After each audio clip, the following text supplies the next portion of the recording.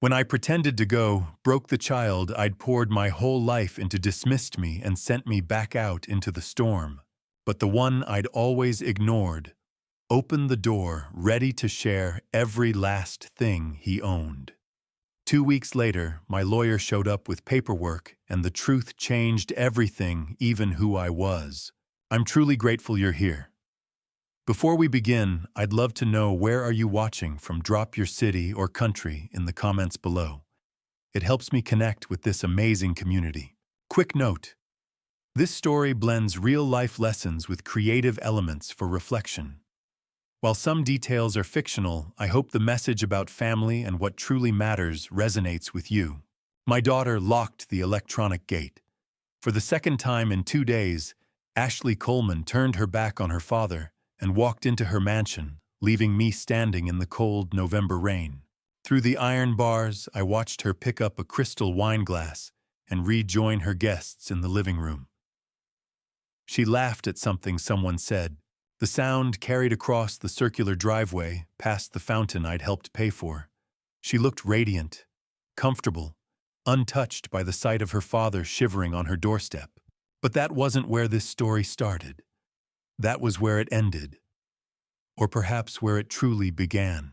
Let me take you back 4 weeks to a Thursday night in mid-October. I was alone in my corner office on the 18th floor. The city stretched out below me, a carpet of lights in the autumn darkness. At 59, I'd built something remarkable: 35 restaurants across the East Coast. A net worth of $73 million. The phone rang at 8:45. Ashley, I answered with the eagerness of a father who hadn't heard from his daughter in 2 months. "Sweetheart, how are you?" Her voice came through crisp and businesslike. "Dad, I need to talk to you about something important." I reached for my checkbook. After 38 years, I knew that tone. "What do you need?" "There's a new laser system for the clinic, top of the line. The investment is $85,000. Not, 'How are you, Dad?' Just a number, a transaction." "That's significant," I said carefully. "When I know, but Bradford thinks it's smart. So can you help or not? The offer won't last." I told her I'd think about it.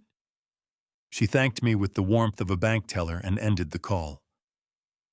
3 minutes and 40 seconds total.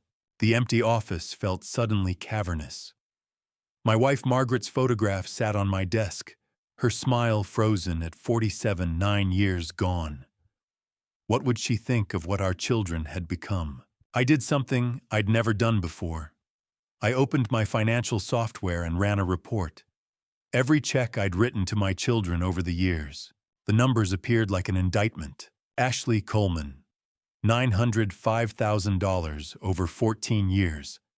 Medical school, down payment on her mansion, clinic equipment, her BMW, her magazine-worthy wedding. Marcus Coleman, $33,000 over 12 years. Partial tuition for State University. His modest wedding to Claire. Emergency funds when his car broke down. 27.4 to 1. I stared at those numbers, seeing a story I'd been too blind to read while living it. I'd punished Marcus for choosing meaning over money. For wanting to help children learn to read instead of chasing success, I understood. The phone rang again. Marcus. "Hey, Dad." His voice was warm, unhurried. "I know it's late. Just wanted to check in." "I'm fine, son. Working late." "You always do," he chuckled. "Claire says hi. Lily's been asking when Grandpa's coming to visit. She made you a drawing." Lily, my 3-year-old granddaughter. When had I last seen her? 2 months. 3. We talked for 15 minutes. He told me about a struggling student who'd finally conquered a chapter book. He asked about my health, my restaurants, whether I was sleeping enough. Not once did he ask for money. He just wanted a few minutes of my time. After he hung up, I made a decision that would change everything. I needed to strip away the money and see who my children really were when I had nothing but myself to offer. I called Gerald Hendricks, my attorney of 25 years. "Vincent, it's almost 10. Is everything all right?" "Gerald, I need your help with something unusual. I'm going to pretend I've lost everything and see which of my children will help me." The silence lasted so long, I thought the call had dropped. Vincent, that's extreme. You're talking about real risk. Sleeping rough in October. You're 60. 59. Do you understand what you're proposing? I understand perfectly. I'll have a phone. You'll have people watching. But I need to know who my children are when I'm not writing checks. He tried for 20 minutes to talk me out of it. He used words like dangerous and unnecessary. He suggested family therapy, an honest conversation, anything but this test.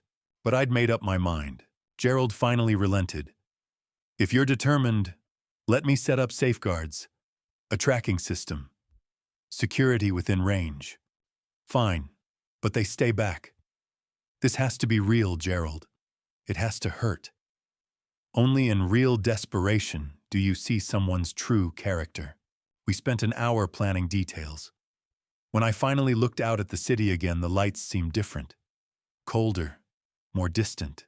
I thought about Ashley's laugh as she closed the gate, about Marcus's gentle concern, about the test I was about to put them through. Gerald had been right. This was dangerous. But the real danger wasn't physical. It was in finally learning the truth about what I'd created, about who my children had become, or maybe about who I'd taught them to be. In 1 week, I would disappear. I would walk out of my penthouse with nothing but the clothes on my back. I would knock on my children's doors and see who would open them. I would discover whether the empire I'd built had cost me the only things that truly mattered. 1 week later, I stood before the mirror in my bathroom and didn't recognize the man staring back. Gone was the tailored Armani suit I'd worn every day for 3 decades. In its place hung a faded flannel shirt I'd found at a thrift store on the edge of town, frayed cuffs, a missing button, the smell of mothballs clinging to the fabric. My charcoal slacks had been replaced by jeans stiff with age, and my Italian leather shoes sat abandoned in the closet, swapped for a pair of scuffed sneakers with soles so thin I could feel the cold tile beneath my feet. I'd stopped shaving 4 days ago. The gray stubble on my jaw made me look older than my 59 years, and the shadows under my eyes told the story of sleepless nights spent second-guessing this plan. My hair, usually trimmed every 2 weeks at a salon downtown, now hung unkempt over my ears. I looked like a man who'd lost everything, because tonight, that's exactly what I needed to be. Gerald arrived at 8 o'clock, just as the October sun dipped below the skyline. He let himself in through the service entrance, no doorman, no security cameras, no record of his visit.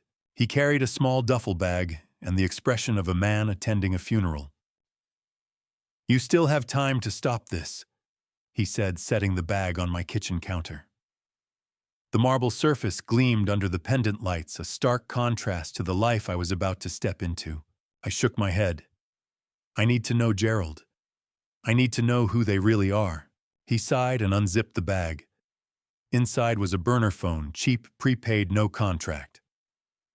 "This is for emergencies only," he said, handing it to me. "My number is the only one programmed in. If anything goes wrong, you call me. My security team will be monitoring you at a distance, but they won't interfere unless you're in immediate danger." I turned the phone over in my hands. It felt light, insubstantial, like the life I was about to inhabit. "How long are you planning to do this?" Gerald asked. "As long as it takes." He frowned. "Vincent, you're 59 years old. You own 35 restaurants up and down the East Coast. You're worth $73 million, and you're about to sleep on the street to prove a point to your kids." "It's not about proving a point," I said quietly. "It's about finding the truth." Gerald looked at me for a long moment, then nodded. "The penthouse will be locked down. No staff, no service, no visitors. As far as anyone knows, you've left town on business." "Good." He reached into his coat pocket and pulled out an envelope. "There's $200 in here. Cash. That's all you're allowed." I took the envelope and slipped it into the back pocket of my jeans. $200. I'd spent more than that on a single bottle of wine at dinner last week. Thank you, Gerald. He clasped my shoulder, his grip firm. Be careful out there. At 9 o'clock, I stepped into the elevator and pressed the button for the ground floor. The descent felt longer than usual, 23 floors each one, taking me further from the life I'd built and closer to the one I was about to enter. The lobby was empty except for the night doorman, Marcus, not my son, just a coincidence of names. He nodded as I passed, barely glancing at my clothes. To him, I was just another stranger leaving the building. Outside, the air was crisp and cool, maybe 50 degrees, the kind of October night that hinted at the winter to come. I turned left and started walking away from the high-rise condos and trendy bistros toward the parts of the city I'd only ever seen from the back seat of a car. The streets grew darker as I walked. Fewer streetlights, more graffiti, shops with iron bars over the windows. A man slumped in a doorway, clutching a bottle wrapped in a brown paper bag. A woman hurried past me, her eyes fixed on the ground. I kept walking. By midnight, my feet were blistering. The thin soles of my sneakers offered no cushion, and every step sent a dull ache up through my legs. I'd walked for 3 hours, maybe 4, and I had no idea where I was going. I just knew I couldn't go home. The bus terminal was open all night, a fluorescent-lit cavern that smelled of industrial cleaner and stale French fries. I found an empty bench near the back, far from the ticket counter, and the handful of travelers waiting for late-night departures. The metal bench was cold against my back. I pulled my jacket tighter and closed my eyes, but sleep wouldn't come. Around me, the terminal hummed with the sounds of distant announcements and the hiss of air brakes. Excuse me. I opened my eyes. An elderly woman stood before me, her dark eyes kind beneath a tangle of gray hair. She wore a threadbare coat and carried a plastic grocery bag in one hand. "You look hungry," she said, her accent soft and musical, Spanish maybe, or Portuguese. She reached into her bag and pulled out half a sandwich wrapped in wax paper.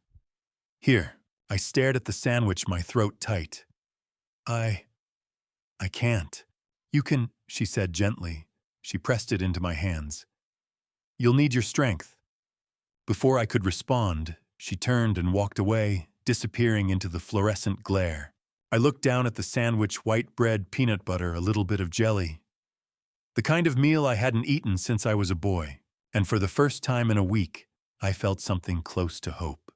Her name was Rosa Martinez, and she would teach me more about family in 3 nights than I'd learned in 59 years. I didn't sleep that first night. The metal bench dug into my spine, the fluorescent lights never dimmed, and every few minutes a recorded voice announced departures to cities I'd never visit. But mostly I stayed awake because I couldn't stop thinking about the woman who'd offered me a sandwich. She'd seen me. Really seen me. When had I last done that for someone else? Around 5 in the morning, Rosa returned. She sat down beside me without asking, as if we were old friends. "You're still here," she said. "Didn't have anywhere else to go." She nodded, pulling out a thermos. "Coffee." I accepted the cup. It was weak and sweet, but it was warm. "My name's Rosa," she said. "Rosa Martinez. Vincent."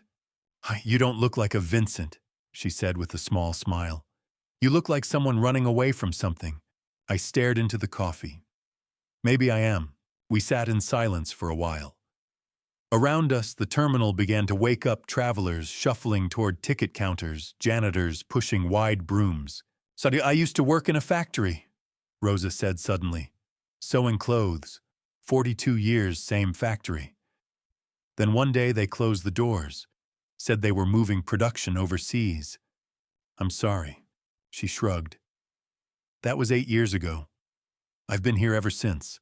"Do you have family?" I asked. Her face softened. "A son, Carlos. I haven't seen him in 5 years. Why not? He thinks I'm dead." The words hung in the air, heavy and final. After I lost my job, I couldn't keep up with rent. Lost my apartment. Carlos was 28, working 2 jobs trying to make it as a chef. I didn't want to be a burden, so I told him I was moving to Florida to live with my sister. Sent him a letter. Never called again. Rosa, I know it was wrong, she said quietly. But at the time it felt like the only way to let him live his own life. I thought about Ashley and Marcus. How much of their lives had I really let them live? Where is he now? I asked. Here, in the city. He works at a fancy restaurant on the east side. She smiled, but it didn't reach her eyes. I've walked past it a few times. I've never gone in. What would I say after all these years? By mid-morning on the second day, Tuesday, my body ached in ways I'd forgotten were possible. I spent the day walking not toward anywhere in particular, just away from the terminal. Around noon, I found Memorial Park and sat down on a bench in the shade. Hey, you can't sleep here. I opened my eyes. A security guard stood over me, arms crossed. I wasn't sleeping. Doesn't matter. No loitering. Park rules. I stood up slowly. Where am I supposed to go? He shrugged. Not my problem. That night, Wednesday evening, I returned to the bus terminal and found Rosa in her usual spot. She looked up when I approached, and for a moment I thought I saw relief in her eyes. Oh, Vincent, I was worried you'd moved on. Not yet. We shared another thermos of coffee and talked about small things, the weather, the pigeons at Memorial Park. Then Rosa reached into her bag and pulled out a photograph. The edges were worn, the colors faded, but the image was clear, a young man in his early 30s, dark eyes and a shy smile, wearing a crisp white chef's uniform. That's Carlos, she said softly. I stared at the photograph. There was something familiar about the face, but I couldn't place it. He's handsome, I said. Rosa smiled. He looks like his father. Do you ever think about reaching out? She was quiet for a long time.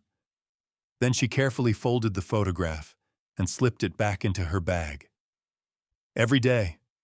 But it's been too long now. He's built a life without me. As Rosa tucked the photograph away, I felt a memory stir, sharp and unwelcome. It was a Saturday afternoon years ago. Ashley was 12, Marcus was 8. Report cards had come in the mail that morning and both had straight A's. I'd called Ashley into my office and presented her with a box wrapped in silver paper. You've worked so hard, sweetheart, I'd said. You deserve this. She'd torn open the wrapping and gasped. The latest iPhone, $800. Thank you, Daddy. She'd thrown her arms around my neck. Marcus had been standing in the doorway watching. His report card had been just as good. I'd looked at him and smiled. Good job, son. I'd clapped him on the shoulder. Keep it up. No box, no present, just a pat on the back. Marcus had nodded, his face carefully neutral, but I'd seen the flicker of disappointment in his eyes before he turned away. I'd told myself it didn't matter. Ashley was older. She needed more. But sitting there beside Rosa, I saw the truth. I'd been setting the pattern for years. Ashley had learned that love came wrapped in expensive packages, and Marcus had learned not to expect anything at all. Rosa's voice pulled me back. He works at a fancy restaurant on the east side, she said, her voice tinged with sad pride. I never go in. I wouldn't know what to say after all these years.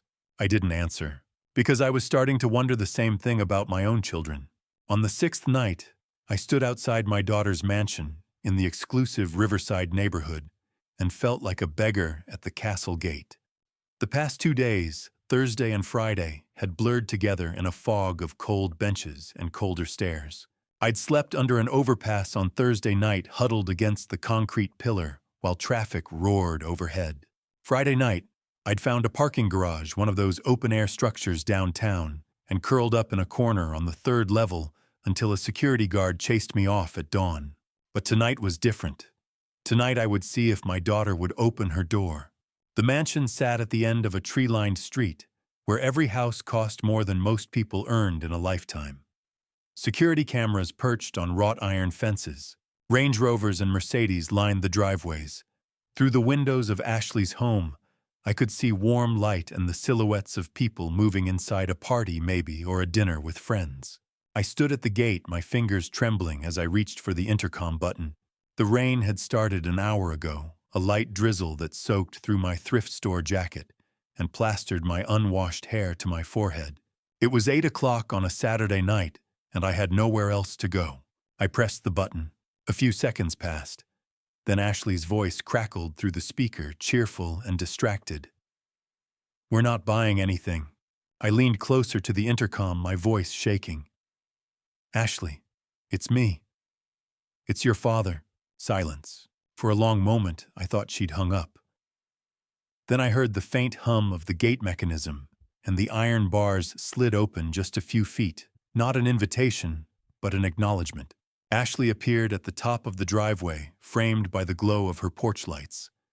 She wore a salmon-colored blouse and white slacks, her hair pulled back in a sleek ponytail.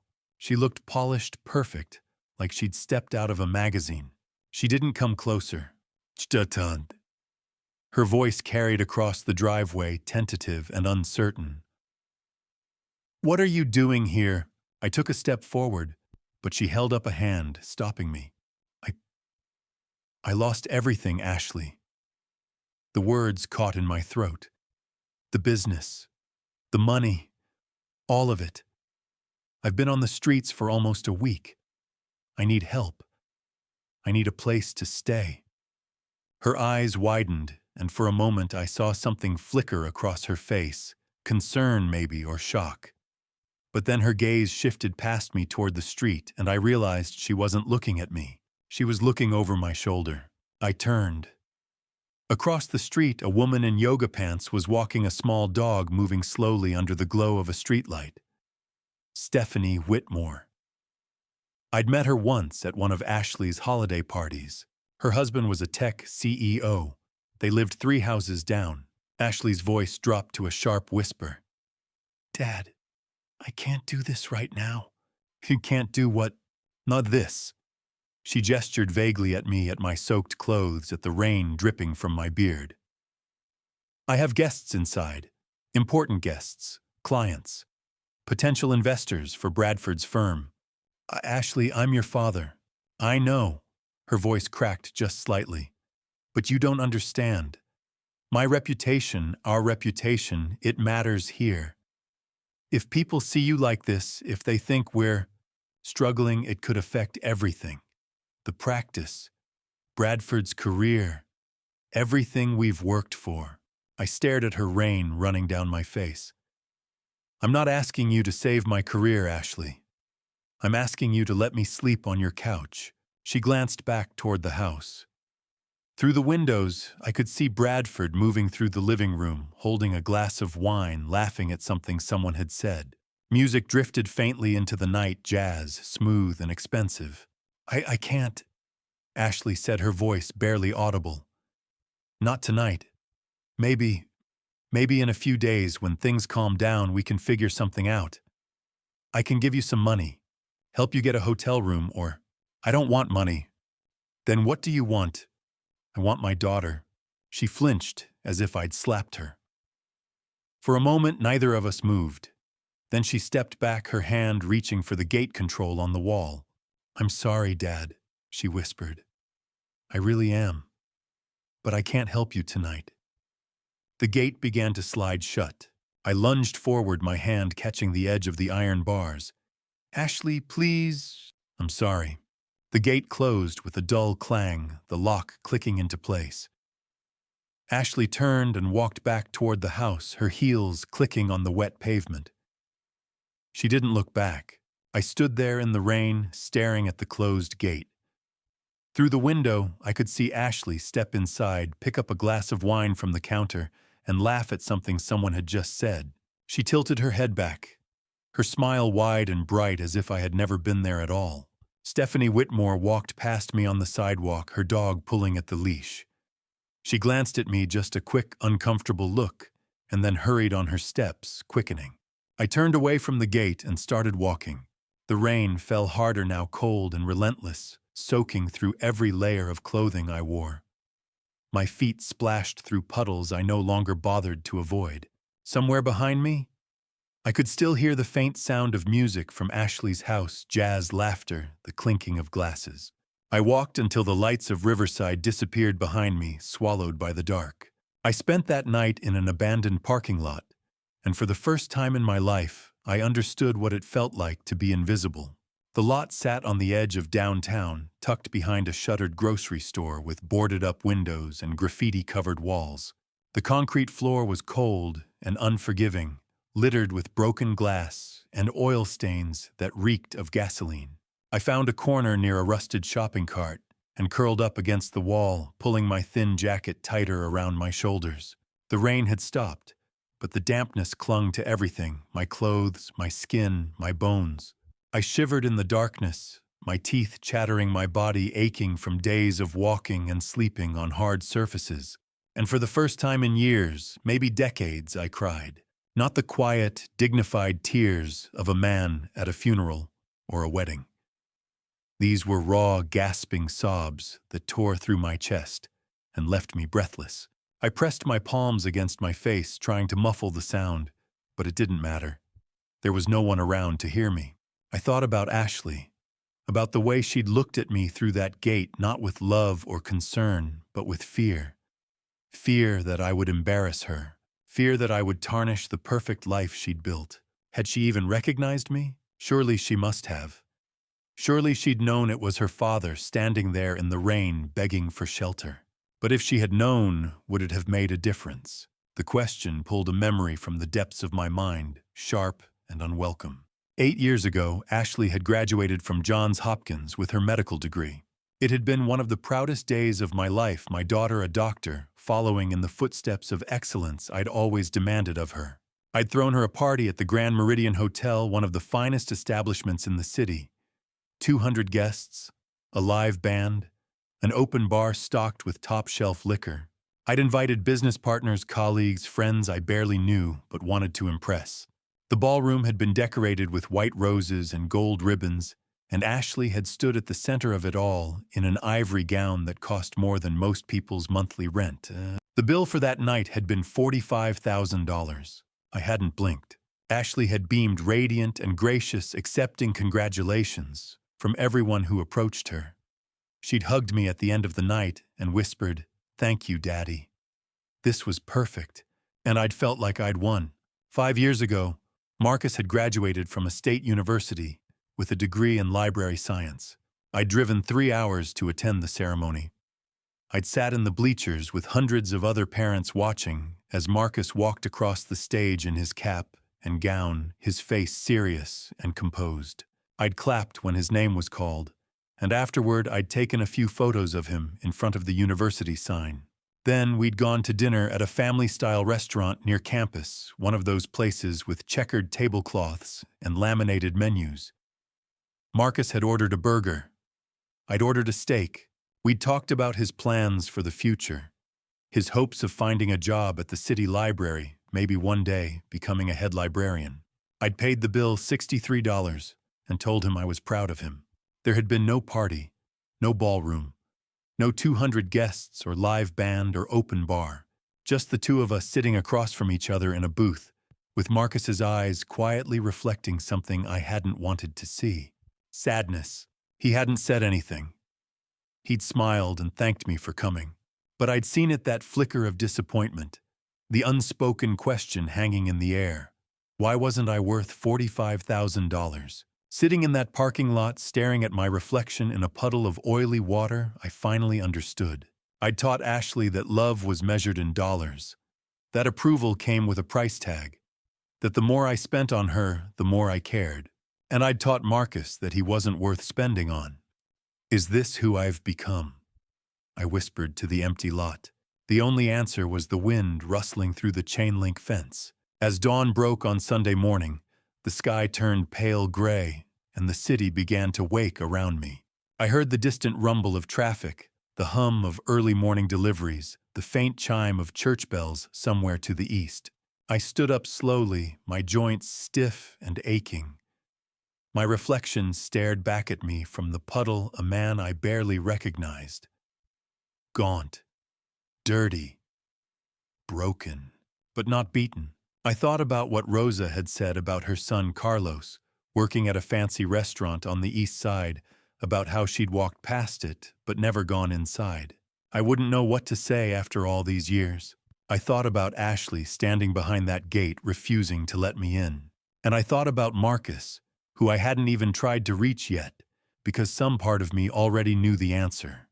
But I had to know for sure. I had to see if Ashley would turn me away again, not under the cover of darkness, not with the excuse of guests and appearances, but in the clear light of day, when there would be no shadows to hide behind. I walked back toward Riverside as the sun rose, painting the sky in shades of pink and gold. My feet ached with every step, but I kept moving, driven by something I couldn't name, desperation maybe, or hope, or the stubborn refusal to accept that my daughter had truly closed her heart to me. This time, there would be no darkness to hide in. Ashley would see me clearly, and I would see her true heart. Sunday morning, 10 o'clock. Clear skies, brilliant sunshine, no more excuses. I pressed the intercom button again. This time there was no rain to blur the edges of reality. No darkness to hide behind. The sun blazed overhead, casting sharp shadows across the manicured lawns of Riverside, and every detail of my appearance was laid bare, the grime on my clothes, the stubble on my jaw, the exhaustion carved into every line of my face. I'd walked 3 miles from the parking lot rehearsing what I would say. Maybe the darkness had hidden my face. Maybe in daylight, when she could see it was truly her father, she would open the door. The intercom crackled. Yes, Ashley's voice. Sharper this time. I leaned closer. Ashley, it's me. It's your father. A pause, longer than before. Then the gate hummed open just wide enough for a person to pass through. Ashley appeared at the top of the driveway. This time she walked closer to the gate. Not all the way, she stopped about 10 feet back, but closer than Saturday night. She wore a pale blue sundress and white sandals, her hair in a casual braid. The morning sun caught the diamond studs in her ears, the ones I'd given her for her 30th birthday, $5,000. She squinted at me, shielding her eyes from the sun. And then I saw it, the moment of recognition. Her eyes widened just slightly, just for a heartbeat, and her hand flew to her mouth. She took a half step forward, then stopped herself. Ashley, I whispered. It's me. You know it's me. She said nothing. Her gaze traveled over my face, my clothes, my trembling hands. I saw her throat move as she swallowed. Dad, she said finally, her voice barely audible. What happened to you? I told you. I lost everything. I've been on the streets for a week, Ashley. I need help. Just for a few days. Her eyes darted to the side. Across the lawn, Stephanie Whitmore stood in her front yard, watering rose bushes. She wore yoga pants and a visor, pretending to focus on her garden, but her head tilted slightly in our direction. Ashley's jaw tightened. Dad, She glanced back toward the house. Bradford appeared in the doorway, arms crossed over his chest. He didn't move. He didn't speak. He just stood there, a silent wall of judgment. Ashley turned back to me. Dad, I can't. Not right now. Not like this. Like what? I stepped closer to the gate. Like your father. Like someone who needs help. Like... She gestured vaguely at me, at my stained jacket and torn jeans. Like this. You don't understand. Bradford has clients coming this afternoon. Important people. If they see you here, if they see what your father... Her face flushed. That's not fair. What's not fair, I said, my voice rising, is that I gave you everything. I paid for your education. I bought you this house. And now, when I need you, when I have nothing left, you can't even let me sleep on your couch. Her hands clenched into fists. You don't get to show up here and guilt me into being a decent human being. Her eyes flashed with anger and something darker. You want to know the truth, she said, her voice low and trembling. The truth is, yes, I know who you are. I knew last night, and I know now. And that's exactly why I can't let you in. The words hit me like a punch. What? Oh, you heard me. She took a step back. I know you're my father. But if I let you in, if I let people see you like this, it will destroy everything Bradford and I have worked for. Our reputation, our business, everything. Ashley, I'm sorry, Dad. Her voice was cold now. But you need to leave. Now. Please, whispered, I'm begging you. She hesitated. For one terrible, hopeful moment, I thought she might change her mind. Then Bradford stepped forward just to the edge of the doorway, and Ashley's face hardened. Goodbye, Dad. She turned and walked back toward the house. Ashley. I gripped the iron bars. Ashley, please, I'm your father. She stopped at the door, her hand on the frame. She didn't turn around. I know who you are, she said quietly. That's why you need to leave. She stepped inside. Bradford followed, closing the door behind them, and then I heard it. Click. The electronic lock engaged a harsh metallic sound that echoed across the driveway. The gate slid shut with a finality that felt like a door slamming on my heart. Across the lawn, Stephanie Whitmore glanced over, her expression a mixture of pity and disgust. She turned away quickly, disappearing into her house. I stood there trembling, not from the cold, not from exhaustion, but from something far worse. My daughter had looked me in the eye. She had recognized me. She had known beyond any doubt that I was her father, and she had chosen to lock the gate. Not out of ignorance, not out of confusion, but out of shame. She was ashamed of me. I turned away from the gate and began walking. My legs felt weak, unsteady, but I forced myself to move, one foot in front of the other. Away from Riverside, away from Ashley, away from the daughter I'd lost. If Ashley wouldn't help me, I had only one child left, one last chance. Marcus. Marcus lived on the other side of the city, in a neighborhood where broken dreams tried hard to survive. It took me 3 hours to walk there. 3 hours of putting one blistered foot in front of the other, feeling the skin inside my worn sneakers split and bleed with every step. 3 hours to cross the 8 miles that separated my daughter's mansion from my son's modest apartment. I left Riverside at 4 in the afternoon, when the Sunday sun still hung high in the sky. By the time I reached Maple Grove, darkness had begun to fall, and the streetlights flickered to life one by one, casting pools of amber light on the cracked sidewalks. The contrast was impossible to ignore. Riverside with its manicured lawns and wrought iron gates, Maple Grove with its aging apartment buildings and cars parked half on the curb because the driveways were too narrow. But where Riverside felt cold and sterile, Maple Grove felt alive. I could hear children laughing in the distance. I could smell dinner cooking, someone grilling burgers, someone else frying onions. Through lit windows, I saw families gathered around tables, passing plates and sharing meals. It reminded me of something I'd forgotten. What home was supposed to feel like. As I walked, I thought about Marcus. Not the man he'd become, but the boy he'd been. 8 years old, holding up a report card full of A's, his face bright with hope. 12 years old, showing me a short story he'd written for English class, asking if I thought it was good. 16 years old, telling me he wanted to study literature, maybe become a teacher or a librarian. And me every single time steering him away. You're wasting your talent, Marcus. You're smart enough to be a doctor, a lawyer, something that matters. A librarian, Turnley. You want to spend your life checking out books. Look at your sister, that's real success. That's what hard work looks like. I'd said those things. I'd believed them. And Marcus had smiled and nodded and quietly chosen his own path anyway, knowing that every step he took would disappoint me. How many times had I made him feel small? How many times had I chosen Ashley's approval over his presence? I'd driven 3 hours to attend his college graduation and taken him to a family restaurant for a $63 dinner. I'd thrown Ashley a party that cost $45,000. What message had that sent? By the time I reached Marcus's building, my legs were shaking and my lungs burned with every breath.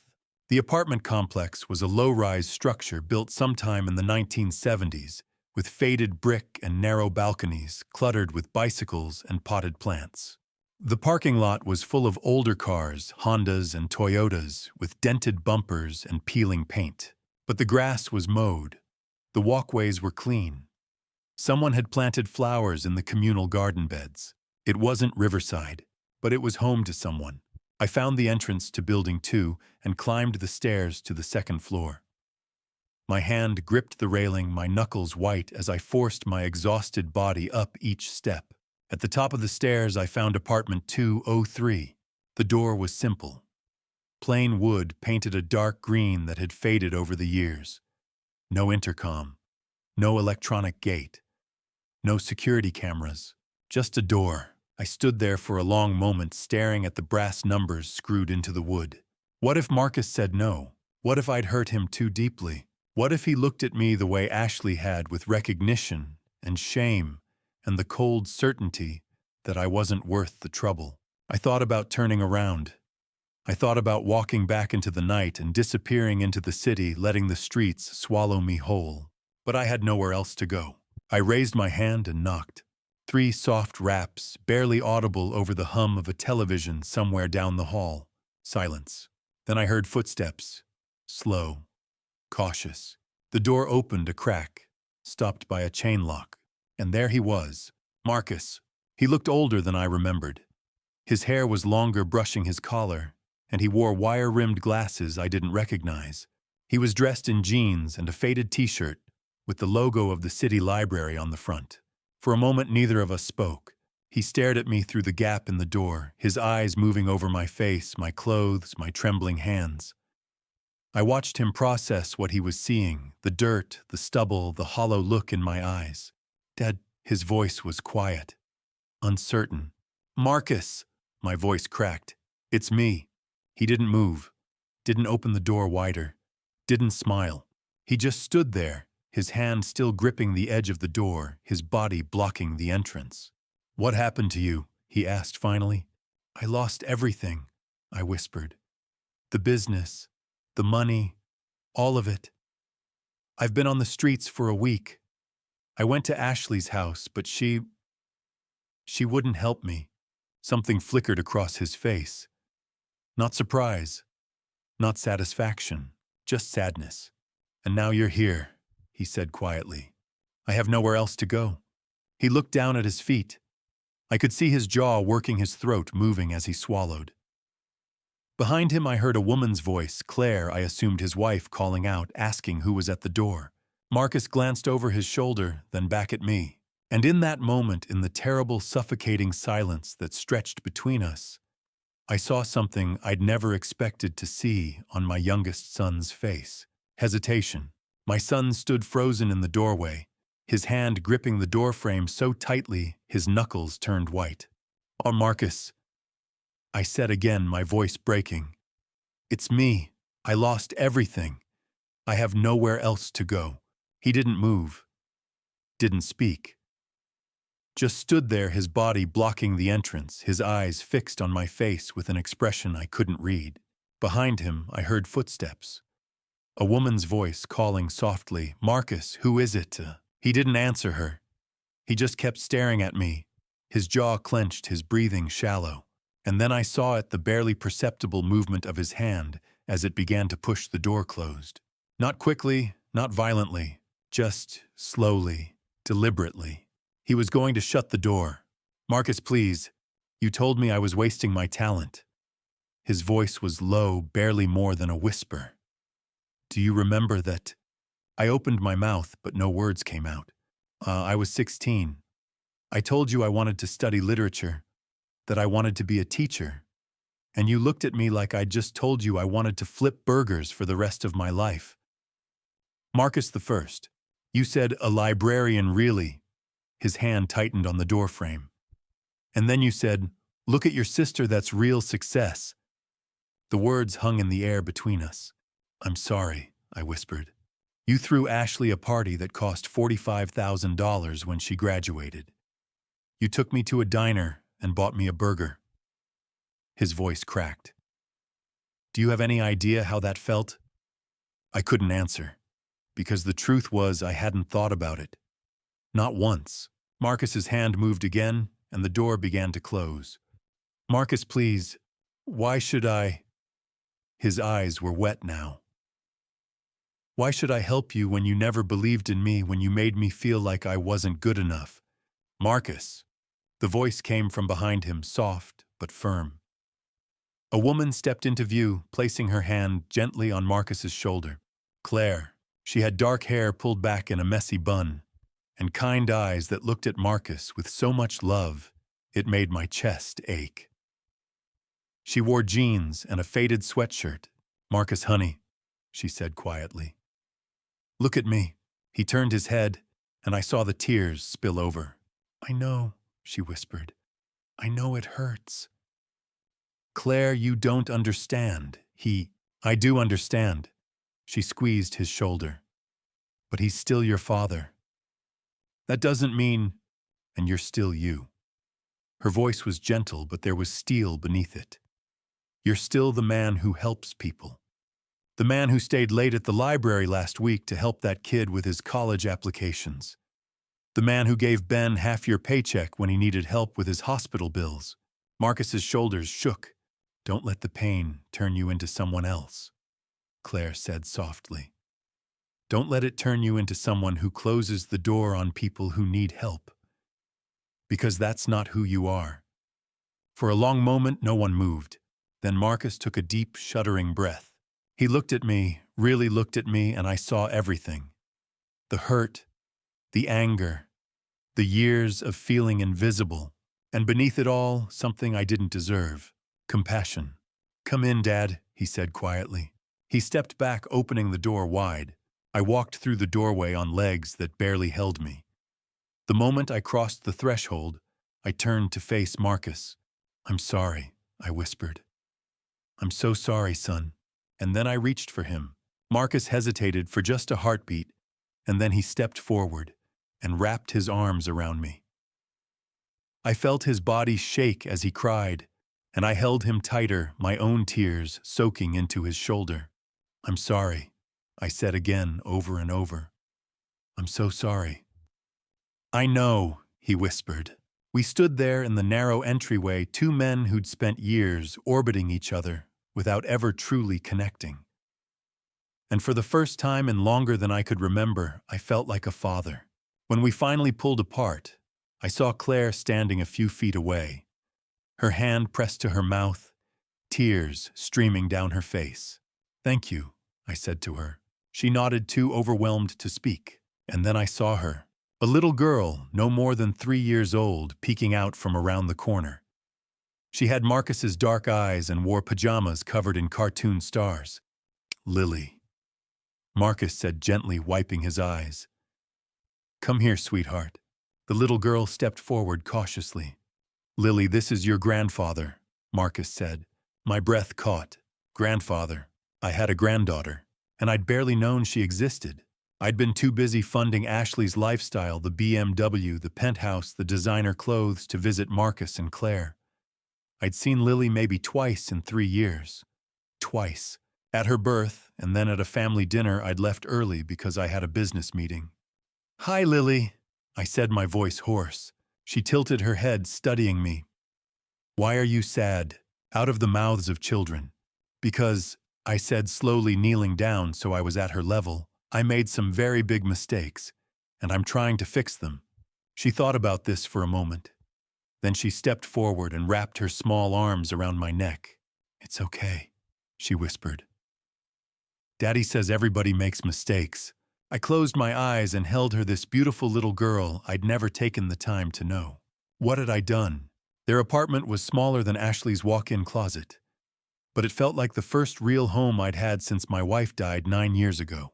The living room and kitchen were one open space, maybe 12 feet by 15 feet, with a worn couch facing a small television. The furniture was mismatched thrift store finds, but everything was clean and carefully arranged. There were pictures on the walls, Marcus and Claire on their wedding day, Lily as a newborn family, snapshots. On Ashley's walls, there were abstract paintings that cost more than Marcus made in a year. Here there were memories. Come on, Claire said gently. Let's get you cleaned up. She led me to the bathroom, set out a towel, and adjusted the water temperature until steam rose. I'll leave some of Marcus's clothes outside the door, she said. They might be a little big, but they're clean. Thank you, I whispered. I stood under the hot water for a long time, watching a week's worth of dirt swirl down the drain. The water turned gray, then brown, then finally clear. When I stepped out, I found clothes waiting outside. Sweatpants, a t-shirt, socks, all a little too large. But they were warm and clean and given with love. Dinner was simple: spaghetti with jarred marinara sauce, a small salad, tap water in mismatched glasses. But Claire served it like it was a feast. She set the plates down carefully. Marcus poured the water and helped Lily cut her noodles. They moved around each other with the ease of people who'd built a life together, not with money, but with shared moments and quiet sacrifices. I sat at the table wearing Marcus's clothes, eating food they could barely afford, and felt something I hadn't felt in years: gratitude. Are you my grandpa? I looked down. Lily was standing beside my chair, her dark eyes wide. I am, I said, my voice thick. Daddy said you were very busy, she said. But you're here now. The simplicity of it broke me. She climbed onto my lap and wrapped her small arms around my neck. I'm glad you came to visit. I held her and cried.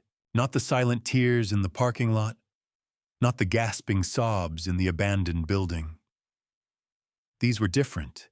These were tears of regret and recognition, the kind that come when you finally see what you've been missing.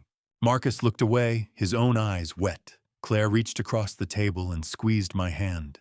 You're here now, she said quietly. That's what matters.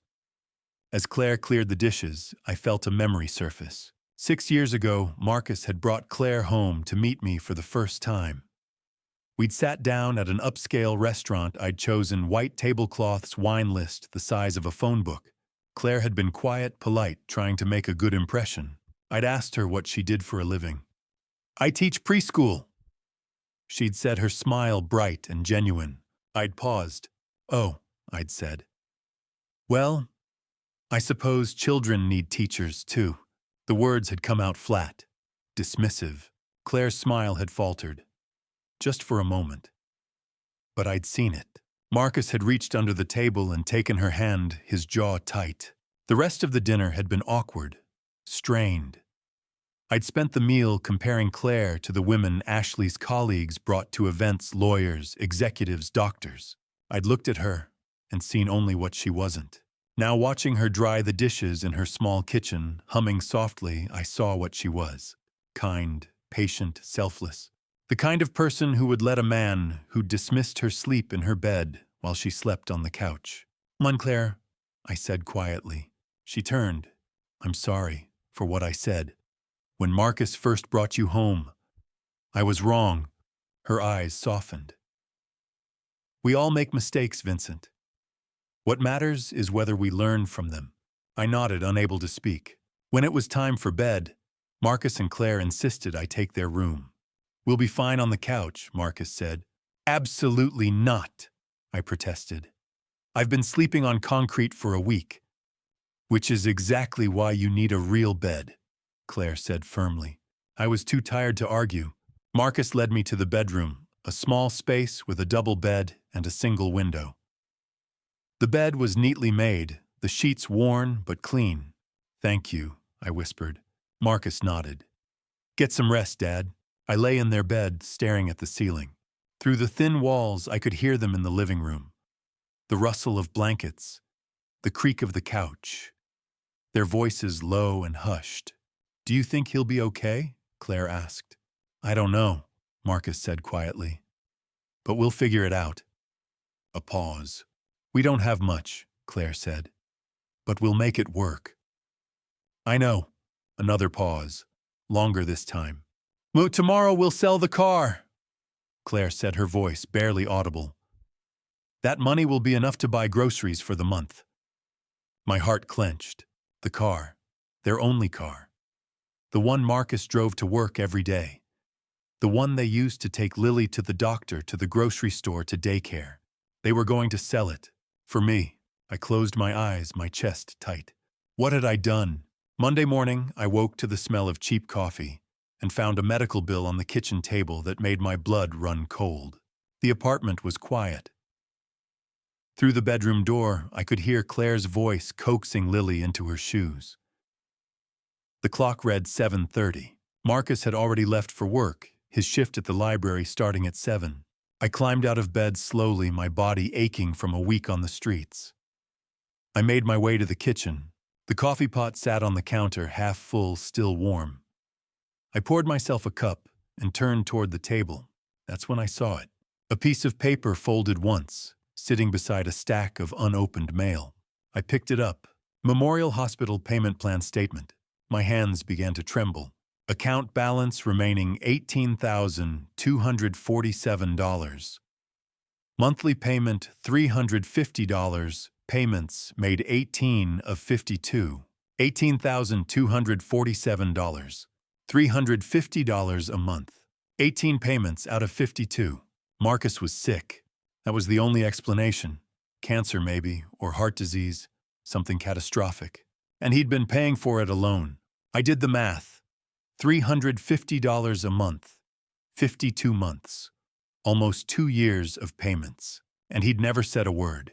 I sank into one of the kitchen chairs, the paper shaking in my hands. Why hadn't he told me? I'd spent $900,000 on Ashley over the years. I could have paid this bill in a heartbeat. But Marcus had never asked. Because he knew what I would say. You need to learn to stand on your own 2 feet. I pressed my palms against my eyes, trying to hold back tears.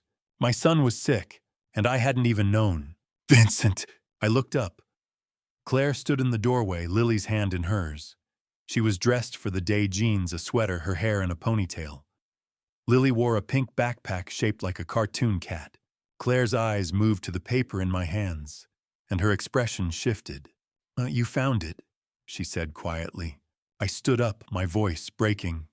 Claire, what is this? Why didn't he tell me? How long has he been sick? She frowned, then shook her head quickly. Vincent, no, it's not. She crossed the room gently, taking the paper from me. It's not his bill. I stared at her. What? This isn't Marcus's medical bill, she said softly. It's Ben's. I blinked. Ben, who's Ben? Claire sighed and sat down at the table. Lily wandered to the couch, climbing up with her backpack still on. Ben is Marcus's best friend, Claire said. They've known each other since high school. He's like a brother to Marcus. I shook my head. I don't know who that is. Claire's expression softened, but there was sadness in her eyes. I know. Marcus has mentioned him before, but you were always busy. You never really asked. The words stung. What happened to him? I asked. About 2 years ago, Ben was in a car accident, Claire said. He's a mechanic. Someone ran a red light, hit him head on. I felt my stomach drop. He survived, but he was in the hospital for weeks. Surgery, physical therapy. The bills were catastrophic. Ben didn't have insurance. He'd been working freelance, trying to save money to open his own shop. And Marcus found out. Ben didn't tell anyone at first. He was ashamed. But Marcus went to visit him in the hospital and saw the bills. I closed my eyes. Marcus told Ben he'd help, Claire said. Ben said no, but Marcus doesn't take no for an answer when someone he loves is in trouble. So he's been paying it, I whispered. Claire nodded. $350 a month. Every month. For 18 months. I looked down at the paper again. The numbers blurred. $350. For Marcus and Claire, that was everything. That was groceries for 2 weeks. That was Lily's daycare for a month. And Marcus had been paying it. Without complaint. Without asking for help. Why didn't he tell me? I asked, my voice breaking. Claire looked at me, her eyes full of sadness. Because he knew what you'd say, she said softly. The words hit me like a punch. You would have told him it wasn't his responsibility, Claire continued. You would have told him he needed to focus on his own family. You would have told him to let Ben figure it out on his own. Wouldn't you? She asked gently. I opened my mouth to argue. But the words wouldn't come, because she was right. Claire stood up and touched my shoulder. I need to take Lily to preschool. We'll talk more when I get back. I nodded, unable to speak. She called Lily over, and the two of them headed toward the door. Before they left, Lily turned and waved. Bye, Grandpa. Bye, sweetheart, I managed. The door closed behind them, and I was alone. I sat at the kitchen table staring at the medical bill and thought about the man I'd been. The man who'd taught his son that love had to be earned. That help came with conditions. Marcus had never asked me for help. He'd been paying $350 a month money that could have gone to Lily, to a better apartment, to his own future, and he'd never once called his millionaire father for support, because he knew what I would say. What I'd always said. You need to learn to stand on your own 2 feet. What had I done? Claire made me another cup of that cheap coffee and told me the whole story. By the end, I realized I'd never truly understood my youngest son at all. She sat across from me at the small kitchen table, her hands wrapped around her own mug. Ben Carter is Marcus's best friend, she began. They met in college. Ben was studying automotive repair, Marcus was studying literature. They were roommates for 3 years. Ben was the best man at our wedding. I nodded, saying nothing. I didn't remember Ben at the wedding. I'd left early, another business meeting. 2 years ago, Claire continued. Ben was driving home from work late one night. He's a mechanic. Someone ran a red light, hit him head on. Her voice wavered. He almost died in the emergency room. Multiple broken bones, internal injuries. They had to do 3 surgeries just to stabilize him. I felt my chest tighten.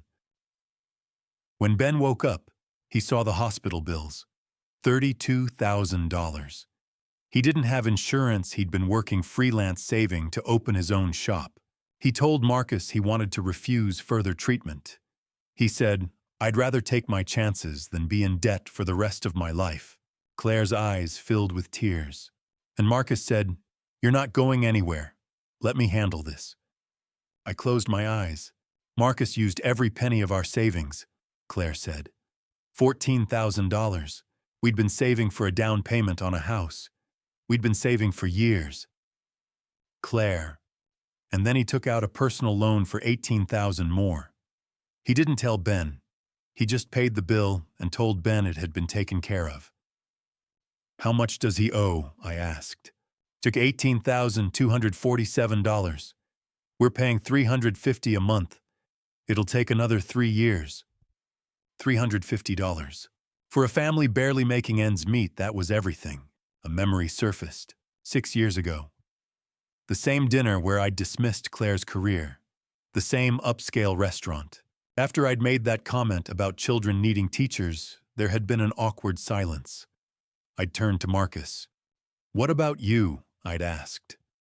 Still at the library? Yes, sir, I love my work. Love doesn't pay the bills, son, I'd said. When are you going to think about a real career? Under the table, Claire had reached for Marcus's hand. Marcus had just smiled a sad, tired smile and said nothing. He'd learned there was no point in arguing with me. Marcus never told me any of this, I said quietly. Claire looked at me with understanding. I know you used to think I wasn't good enough for Marcus, she said softly. That I was just a preschool teacher with no ambition. But Marcus saw something in me that you didn't see. He saw my heart. She paused. Just like I saw his. I nodded, unable to speak. That afternoon, there was a knock at the door. Claire opened it, and a man stepped inside.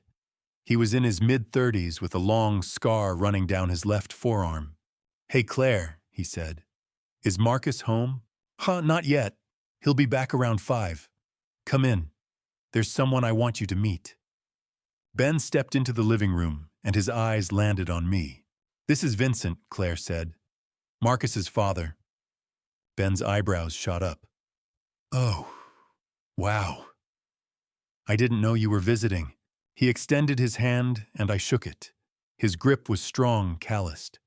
Nice to meet you, sir, Ben said. Claire excused herself, leaving Ben and me alone. Marcus talks about you sometimes, Ben said, sitting down. He doesn't see you much, does he? I shook my head. No, I've been busy. Ben nodded quietly. So Marcus is a good man, Ben said. The best I know. I'm starting to realize that, I said quietly. We sat in silence. Then Ben leaned forward. I don't know if Claire told you, but Marcus saved my life 2 years ago. I was in a bad accident. Almost didn't make it. And when I did, I didn't have insurance. The bills were insane. I was ready to just walk out of the hospital. He shook his head. But Marcus wouldn't let me. He paid for everything, told me not to worry about it. I've been trying to pay him back ever since, but he won't take it. He just says, "You're my brother. You don't owe me anything." Ben's voice cracked. I'll pay him back, though. Every penny. Even if it takes the rest of my life. When Marcus came home an hour later, Ben stood up and clapped him on the shoulder. There's my guy, Ben said, grinning. Marcus smiled, a real smile, warm and genuine. And the two of them talked about work, about Ben's shop, about nothing in particular. I watched them from the kitchen table. This was family. Not the kind I'd built with money and expectations and conditions, but the kind that showed up when you needed it. The kind that sacrificed without asking for anything in return. The kind that said, "You're my brother," and meant it. After Ben left, I went into the bathroom and looked in the mirror. The face staring back wasn't the homeless man from the streets anymore. It was something worse. A father who'd had everything but had given his children nothing of real value. That evening, while Marcus and Claire put Lily to bed, I stepped onto the small balcony and made the call that would change everything. The balcony was tiny, barely big enough for a chair and a potted plant, but it overlooked the parking lot and the quiet street below. The air was cool, the sky dark. I pulled out the burner phone Gerald had given me and dialed his number. He answered on the second ring. "Vincent, are you safe?" "I'm safe," I said, "and I'm ready." There was a pause. "Ready for what?" "Tomorrow morning, 10 o'clock. Bring the documents. Bring the security team. Everything as we planned." Another pause, longer this time. "Are you sure?" Gerald asked carefully. "Once we do this, there's no going back." "I'm sure." And Ashley, I took a deep breath. "She'll be there. You'll call her in the morning. Tell her it's urgent. Tell her I need to see her immediately. Understood." Gerald's voice was all business now. "I'll have everything ready. The reveal will be at Marcus's apartment." "Yes. Vincent, this is going to be difficult. For everyone." "I know." There was another pause. "But Gerald," I said, "don't bring the will paperwork. Not yet." Silence. "I'm sorry," Gerald said slowly. "I thought you wanted to disinherit Ashley immediately." "I did," I said, "but I've changed my mind." "Vincent, Marcus and Claire have shown me something I didn't understand before," I said. "Not with words, but with actions. They've shown me that people can change, that redemption is possible, that family is about more than money." Gerald said nothing. "Give Ashley a chance," I continued. "A hard one. She'll have to earn her way back. But I'm not going to cut her off completely. Not yet. Not unless she proves she can't change." "That's very generous of you," Gerald said quietly. "It's what Marcus would do," I said. We talked for another 20 minutes going over the details. "But I need you to prepare several things," I said. "First, a house deed for Marcus. 4 bedrooms, 2.5 baths, good school district. Budget $565,000. I heard Gerald writing. To second, an education fund for my granddaughter Lily. $350,000 in a 529 plan. Noted. And third, a retirement account for Marcus. $400,000. He can't touch it until he's 55, but it'll be there." "Got it." Fourth, an immediate cash check. $50,000 for whatever they need right now. "Anything else?" I closed my eyes. "Yes. Pay off Ben Carter's hospital debt. $18,247 in full tomorrow." Gerald was quiet for a moment. "That's over $1.3 million, Vincent. It's not even half of what I gave Ashley over the years." I said quietly. And it's what I should have given Marcus all along. I'll have everything ready by morning, Gerald said. Thank you. Vincent. Yes. I'm glad you're safe, Gerald said. And I'm glad you're doing this. I hung up and stood on the balcony for a long time, staring out at the dark street below. The next morning, Tuesday, I woke early. The apartment was quiet, the sun just beginning to rise. I made coffee and sat at the kitchen table, my hands wrapped around the mug, trying to steady my nerves. At 6:30, I heard a door open. Small footsteps padded down the hallway. Lily appeared in the doorway, rubbing her eyes. She wore pajamas covered in cartoon stars, the same ones she'd worn the first night I arrived. "Grandpa," she said sleepily. "Good morning, sweetheart." She climbed onto my lap without hesitation, curling up against my chest. "Are you going to stay forever?" she asked.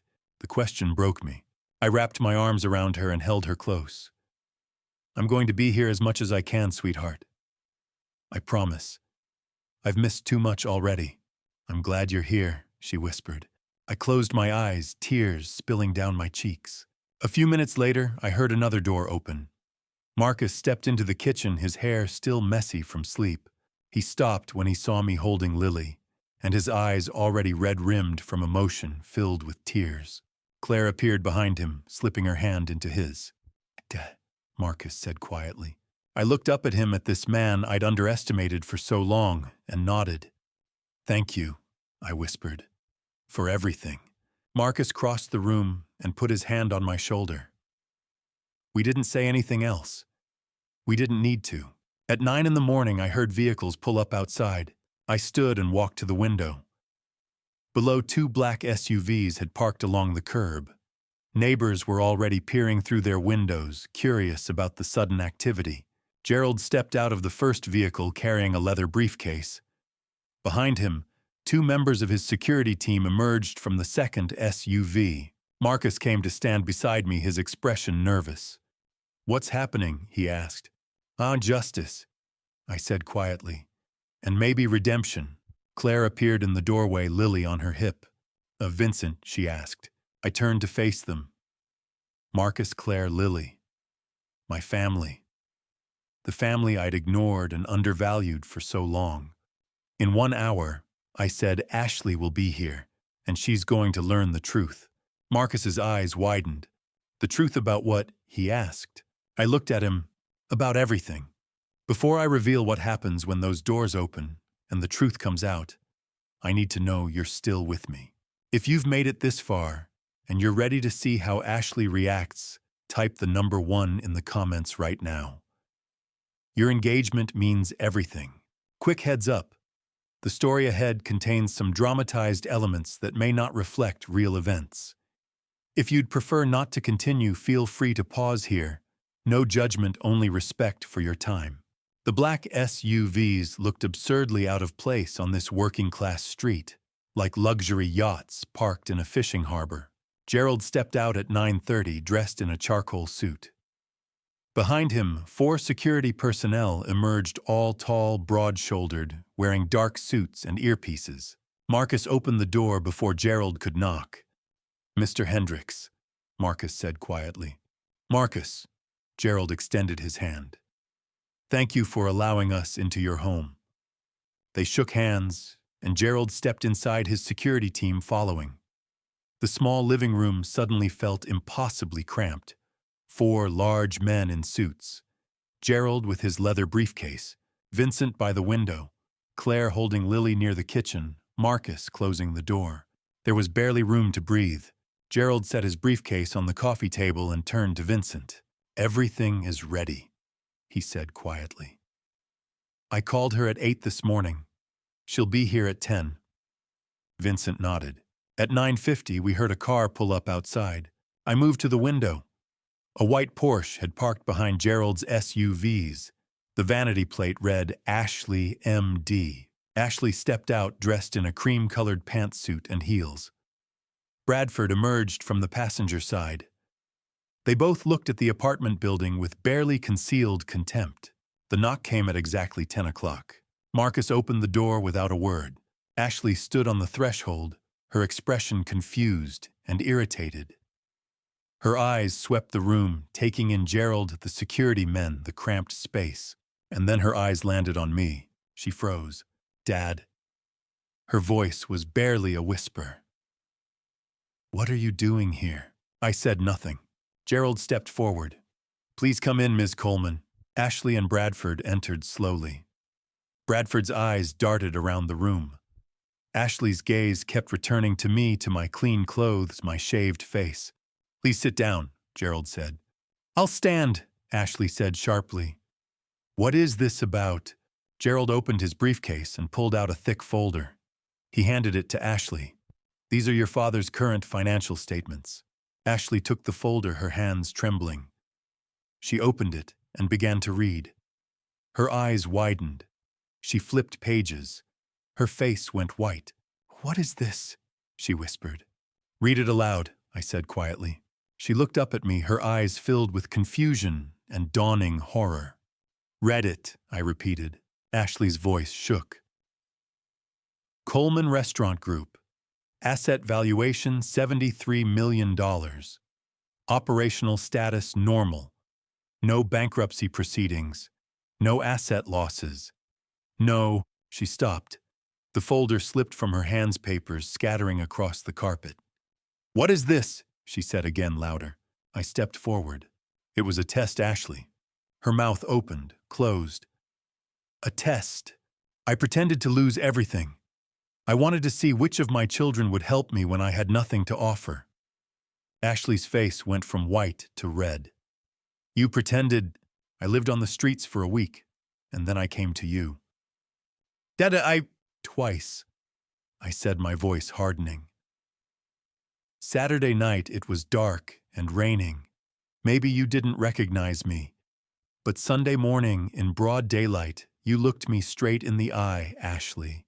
You knew it was me, and you still chose to lock the gate." There were people," Ashley stammered. "Stephanie was outside. My patients, if they saw you like that, Stico, they would have thought what?" I asked. "That you had a father who was struggling, that you cared about something other than your reputation. That's not fair. What's not fair is that I spent $900,000 on you over the years. And when I needed you, when I had nothing, you turned me away because you were worried about what the neighbors would think." Bradford took a step backward, Ashley's eyes filled with tears. "Dad, you don't understand. Bradford and I have worked so hard to build our reputation. If people saw you like that, Joe, if people saw me like what?" I shouted. "Homeless, poor, in need, is that so shameful?" "No, you locked the gate," I said, my voice dropping to a cold whisper. "You looked me in the eye, and you locked the gate. And then you went inside and laughed with your friends like I didn't exist." Ashley sank into the couch, her face in her hands. "I'm sorry. I'm so sorry." I turned to Marcus, who had been standing silently by the door. "Marcus opened his door," I said. "He didn't hesitate. He gave me his bed. He and Claire fed me with food they could barely afford. Because that's what family does." Marcus stepped forward. His voice was quiet, but it cut through the room. "Do you know what that feels like, Ashley? To spend your whole life being told you're not good enough, that your choices are disappointing. And then watch Dad give you everything while I got nothing but criticism." Ashley looked up, tears streaming down her face. "I didn't ask for his money." Marcus continued, his voice trembling with emotion. "I didn't ask for his approval. I just wanted him to see me. But he never did. Because I wasn't you. Marcus, you got $900,000. I got $33,000. You got parties and presents and praise. I got lectures about wasting my potential. And you know what? I didn't care. I built a life anyway. I found a wife who loves me. I have a daughter. I have friends who would do anything for me." He paused. "But when Dad showed up at my door, broken and alone, I let him in. Because that's what you do. That's what love is. It's not about what someone can give you. It's about showing up when they need you most. Ashley buried her face in her hands and sobbed. The silence in that cramped living room felt heavy enough to suffocate us all.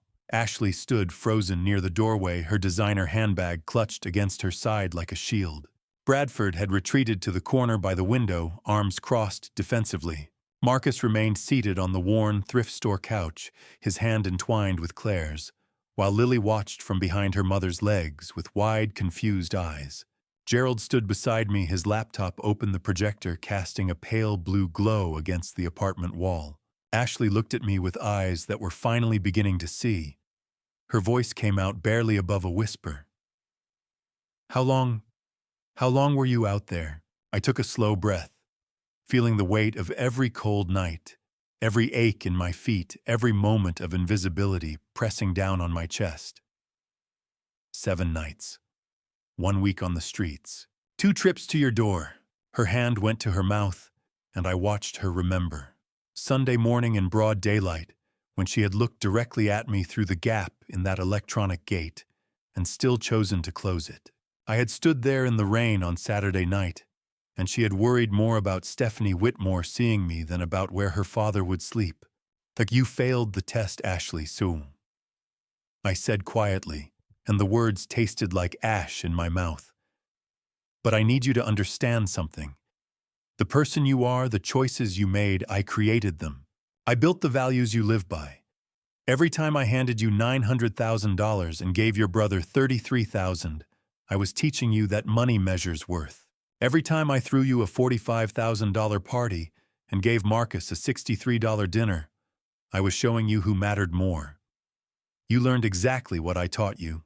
Gerald pressed a key on his laptop, and suddenly the numbers appeared on the wall, stark and undeniable. The projector hummed softly as the financial breakdown filled the small space. Ashley Coleman, $905,000 over 14 years. Medical school, $185,000. House deposit, $280,000. Clinic equipment, $95,000. BMW, $68,000. Wedding, $120,000. Miscellaneous, $157,000. Marcus Coleman, $33,000 over 12 years. College tuition, $18,000. Wedding, $3,500. Emergency fund, $11,500. Radio 27.4 to 1. Ashley stared at the numbers projected on the wall. Her lips moved as she read each line again, as if seeing them written out made the disparity real in a way that words alone could not. Bradford shifted uncomfortably behind her. 900,000 versus 33,000, Marcus said softly from the couch. His voice was steady, but I could hear decades of pain beneath the calm surface. "When that is what our lives were worth to you, Dad. That is how you measured your love." Claire squeezed his hand. Marcus nodded, his jaw tightening as he continued. "Do you know what it felt like to stand in your shadow my entire life? To hear you tell me I was wasting my talent every time I chose books over business? To watch you celebrate Ashley's every achievement while mine were barely acknowledged?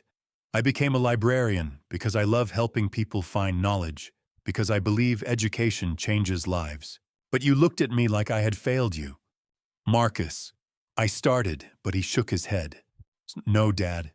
You need to hear this. When Ben had his accident, I had $14,000 saved. Claire and I were planning to put a down payment on a small house. Instead, I gave it all to Ben and borrowed $18,000 more.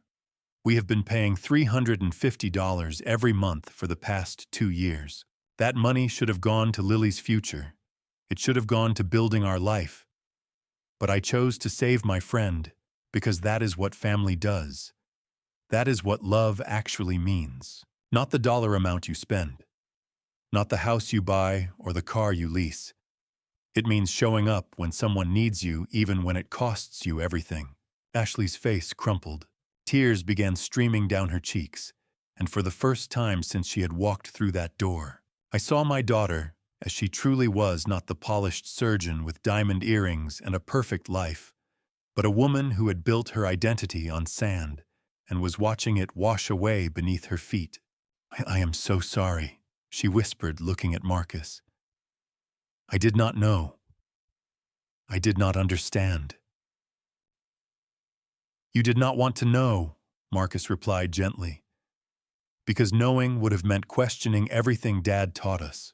It would have meant admitting that maybe success is not about the size of your house or the logo on your car.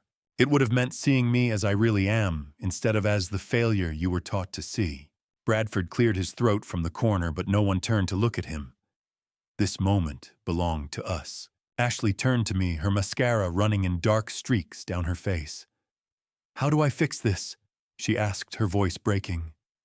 How do I fix what I have become? I looked at her, then at Marcus and Claire and little Lily peeking out from behind her mother, and finally at Gerald standing silently with his laptop and projector and his decades of loyalty. That, I said slowly, is the real test, Ashley. Money cannot fix this. The question is not how much you can spend to make it right. The question is who you choose to be from this moment forward. There are two ways to respond to failure: with excuses or with action. I was about to find out which path Ashley would choose. She stood frozen in that cramped living room, mascara streaking her face in dark rivers, her designer handbag still clutched against her side like armor. Bradford hovered near the window, his expression calculating, his jaw tight with barely contained fury. Marcus and Claire sat together on the worn couch, hands entwined, their eyes moving between Ashley and me. Gerald stood beside me, a quiet presence in his expensive suit, a thick folder in his hands. The apartment felt too small for all of us. The air was thick with tension, with words unspoken, with years of resentment finally dragged into the light. You asked how to fix this, Ashley, I said quietly. Here is how. But understand this. This is not an invitation. This is an ultimatum. Gerald handed me the folder. I opened it slowly and pulled out a document, a contract typed and formal with blank signature lines at the bottom. The paper was crisp, official. This was not a conversation. This was a legal arrangement. These are the conditions, I said, meeting Ashley's eyes. If you want a place in this family, if you want any chance at redemption, you will meet them. All of them. Without exception. There will be no negotiation, no compromise. You either accept this, or you walk away right now. Ashley swallowed hard. Her throat moved visibly. What are the conditions? I read from the document, my voice steady and clear. Condition 1. 250 hours of volunteer work per year at a homeless shelter. Not writing checks, not attending charity galas. Actual work. Serving meals, cleaning beds, washing dishes, listening to stories from people society has forgotten. You will do this for 3 consecutive years. That is 750 hours total. Ashley nodded slowly, her mascara-stained face pale. Condition 2. You will live on a budget of $50,000 per year for the next 2 years. That is what Marcus makes as a head librarian. You will learn what it means to choose between groceries and car repairs, between new shoes and medical bills. You will learn what the other half lives like. Bradford made a sound of protest, stepping forward. That is absurd. Ashley has a mortgage, a practice. I held up my hand, cutting him off. Ashley will figure it out, like millions of other people do every single day. I continued reading. Condition 3. You will write a detailed letter of apology to Marcus and Claire. Not a generic, I am sorry for everything. A real letter, acknowledging every specific way you have hurt them, every dismissive comment, every time you look down on their choices, and you will read it aloud to them in person, with witnesses present within 30 days. Ashley's lip trembled, but she nodded again. Condition 4. Weekly family dinners. Once a week, every week for 3 years. No excuses. No last-minute cancellations. because a surgery ran late. You will show up. You will be present. You will eat Marcus and Claire's cooking, and you will be grateful for it. I paused, letting that sink in. Condition 5. You will receive no financial support from me for 3 years. No loans, no gifts, no co-signed mortgages or emergency funds, no safety net. You will stand on your own 2 feet for once in your life. I looked up from the document and met Ashley's eyes directly. And condition 6. If you violate any of these conditions, even once, you will be completely and permanently disinherited. No second chances, no appeals. 1 violation and you are out. Forever. The room was utterly silent. Even the sounds from outside distant traffic neighbors moving around seemed to fade away. Bradford stepped forward. His face flushed. Ashley, be reasonable. This is excessive. It is punitive. Your father is trying to control you. No. Ashley's voice cut through the room like a blade. Sharp. Final. She turned to Bradford, her eyes fierce despite the mascara streaks. I have been reasonable my whole life, Bradford. I have done what people expected. I have chased success and money and status. Look where it got me. Look at what I became. She turned back to me, her shoulders squaring, her chin lifting. I will do it. All of it. Every single condition. I will start today. Bradford stared at her, incredulous. Ashley, think about this. Your career, your reputation, your lifestyle. Why, if you have a problem with that, Ashley said quietly, her voice steady now, then maybe you should leave, because I am done being the person you wanted me to be. Bradford looked around the room at me, at Gerald, at Marcus and Claire sitting on the couch. His expression hardened. Without another word, he turned and walked out. The door slammed behind him with a sharp crack. Ashley did not watch him go. She did not even turn her head. Instead, she stepped forward and took the document from my hands. Her fingers trembled as she scanned the pages, reading the conditions again. Then she picked up the pen Gerald offered and signed her name at the bottom. The scratch of pen on paper was the only sound in the room. When she looked up, tears were streaming down her face, but her jaw was set. I thank you, she whispered, for not giving up on me. I nodded once, unable to speak past the lump in my throat. Then I turned to Marcus. And now, son, I need to do what I should have done years ago. Gerald handed me a thick envelope. I opened it and pulled out several documents, legal papers, account statements, property deeds. Marcus watched, his face pale, his hand gripping Claire's so tightly his knuckles were white. I held them out to Marcus. This is yours. Marcus stared at the papers, not taking them. Dad, what? A house, I said. 4 bedrooms, 2.5 bathrooms, large yard, good school district. 3 blocks from the library where you work. It is worth $565,000. It is in your name, free and clear, no mortgage. Claire's hand flew to her mouth. A sob escaped. An education fund for Lily. I continued pulling out another document. $350,000 in a college savings plan. By the time she is 18 with compound interest, it will be enough for any college she wants. Marcus's eyes filled with tears. A retirement account in your name. $400,000.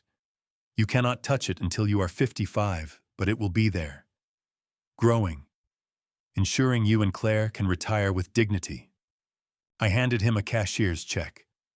$50,000. Cash. Immediate. For whatever you need. New furniture, a vacation, emergency fund, it is yours. Marcus took the check with shaking hands, staring at the numbers. And one more thing, I said softly, pulling out a final receipt. Ben Carter's hospital debt. $18,247. Paid in full, this morning. Marcus looked up at me, tears streaming down his face, his breath coming in short gasps. Dad, I do not deserve. You already have. I said firmly, my voice breaking. You have earned this every day of your life, by being kind, by being loyal. This is not charity, Marcus. This is justice. This is me trying to balance the scales I tipped unfairly for so long. I took a breath, steadying myself. The total value of what I am giving you today is $1,383,247, Claire gasped. Marcus stared at me, speechless, tears dripping onto the documents in his hands. It is still not as much as I gave Ashley over the years, I said quietly. But it is what I owed you. What I should have given you all along. Marcus stood slowly and crossed the small room. He wrapped his arms around me, his body shaking with sobs. He buried his face in my shoulder the way he used to when he was small. Thank you, he whispered. Thank you, Dad. Thank you for seeing me. For finally seeing me. I held him tightly, my own tears falling into his hair. I always saw you, son, I whispered back. I just did not value what I saw. I measured worth in the wrong currency. That was my failure, not yours. Never yours. When Marcus finally pulled away, his face was red and blotchy, but his smile was genuine. Pure. I turned to Gerald, who handed me one more document. There is one more thing, I said, addressing the room. I am establishing a scholarship fund, $2 million, in your mother's name, Sarah Coleman Memorial Scholarship, for children of working-class families who want to become teachers, librarians, social workers, nurses, professions that matter more than money. Claire began to cry again, burying her face in Marcus's shoulder. Ashley stood motionless, watching us, her mascara-stained face unreadable. Your mother would have been proud of you, Marcus, I said. She always was, even when I was not. As Gerald and I finished the paperwork, as Marcus and Claire examined the documents with trembling hands, as Ashley stood silently wiping her face, I found my thoughts drifting to Rosa, the woman at the bus station who had shared her bread with me when she had almost nothing. The woman who had shown me what real generosity looked like. I had one more chance to do something right, one more debt to repay. 2 weeks later, I stood in Gerald's office and witnessed a reunion that reminded me why I'd done all of this in the first place. It had taken me a week to find him. A week of combing through employee records across all 35 restaurants, searching for a name I'd heard only once, whispered by a woman at a bus station who'd shared her last sandwich with a stranger. Rosa Martinez. When I finally found his file, I stared at the photo for a long time. The same dark eyes, the same strong jawline I'd seen in the creased photograph Rosa had shown me that night. He was 36 years old, had been working for me for 3 years as an executive chef at my flagship downtown location, and I'd never known his story. I picked up my phone and called the restaurant directly. This is Vincent Coleman. I need to speak with Rosa Martinez. Tell him to come to my attorney's office downtown. And tell him it's not about his job performance. Now waiting in Gerald's wood-paneled office, I watched the door. Gerald sat behind his desk, silent and understanding. He'd helped me arrange this meeting, helped me locate Rosa and get her cleaned up and into temporary housing. The door opened. Carlos stepped inside wearing his chef's whites, his face tight with anxiety. Mr. Coleman, is something wrong? Sit down, Carlos, I said gently. Please. He sat, his eyes darting between Gerald and me, trying to read the situation. Carlos, I began. When was the last time you saw your mother? His face went pale. My mother, she's gone. 5 years ago. At least I think so. I lost touch when the factory closed and I looked for her. I looked for 2 years. Someone told me she died, but I never found a death certificate. His voice cracked. Why are you asking about my mother? I pulled out my phone and showed him a photo I'd taken 3 days ago. Rosa, cleaned up and wearing clothes from a department store, standing in front of Gerald's office building.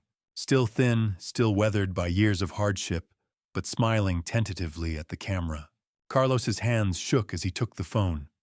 He stared at the screen, his breath coming in short gasps. That's Mama. That's my Mama. She's alive, Carlos. She's been living at the downtown bus station for the past 8 years. I met her there 2 weeks ago. She's alive. His voice was barely a whisper. Tears streamed down his face. Where is she? Please, I need to see her. She's here, I said. I brought her here today. Carlos stood so quickly, his chair nearly toppled. Here, she's here right now. Gerald rose and walked to the side door of his office. He opened it slowly, and Rosa stepped through. She looked so different from the woman I'd met at the bus station. Her hair was clean and styled. She wore a simple blue dress that made her look dignified and cared for. But her eyes, those same kind eyes that had looked at me with compassion when I'd had nothing, were wide with hope and fear. Carlos, she whispered. He froze, staring at her, as if she might disappear if he moved. Mama, mi hijo. Her voice broke. They moved at the same instant, crashing together in the center of the office. Rosa's small frame disappeared into her son's embrace as they both sobbed. Carlos was saying something in rapid Spanish, the words tumbling out between tears. Rosa just held him one hand, cupping the back of his head, whispering, Mi amor, mi hijo, mi corazón. I turned away, giving them their moment, and found my own eyes wet. Gerald handed me a box of tissues without comment, then discreetly left the room. After several minutes, Carlos lifted his head. Mama, I looked for you. After the factory closed, I tried to find you. Shh, mi amor.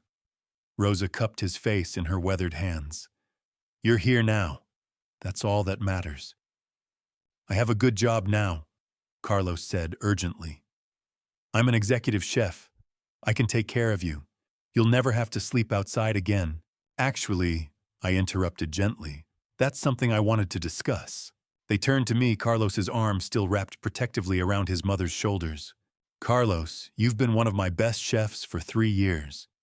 Your flagship restaurant has the highest customer satisfaction ratings in my entire portfolio. I paused. Shakti, I'd like to promote you to Executive Chef of Operations. You'll oversee all 35 restaurants. It comes with a substantial raise and full benefits, including housing assistance. Carlos stared at me. Mr. Coleman, I don't understand. Why would you? 2 weeks ago, I had nothing, I said quietly. I was standing at a bus station in the middle of the night, cold and hungry and alone. Your mother saw me and gave me half her sandwich. She didn't know who I was. She just saw someone who needed help, and she helped. I looked at Rosa. She told me about you, about how much she missed you, about how she'd sometimes walk past the restaurant where you worked, but never went inside because she was ashamed of how she looked. Carlos made a choked sound.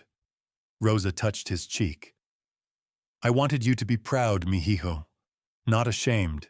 I could never be ashamed of you, Carlos whispered fiercely.